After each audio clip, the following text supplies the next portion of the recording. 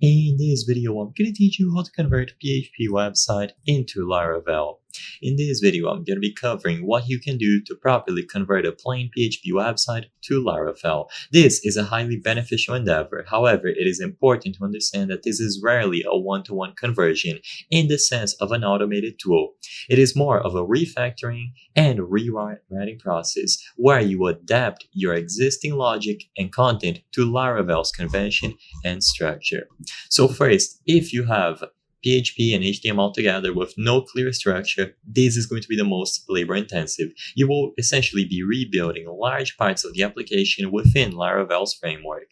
If you have modular OOP PHP with some separation, custom classes, and functions, it is going to be easier because you can potentially reuse some of your existing PHP classes or functions.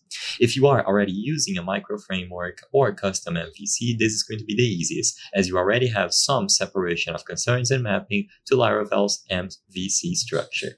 So first, for the planning and preparation, you need to understand Laravel's core concepts. So there is a lot to go over.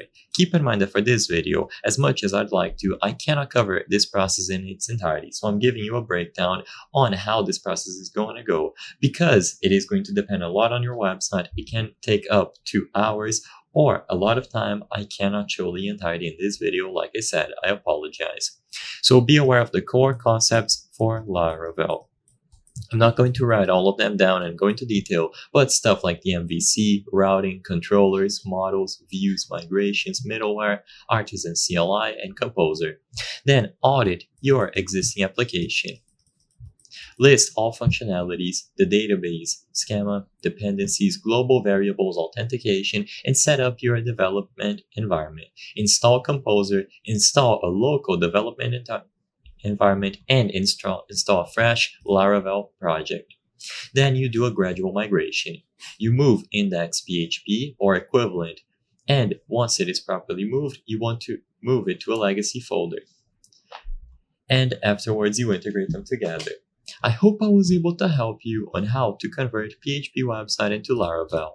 If this video helped you, please be sure to leave a like and subscribe for more very easy tips. Thank you for watching.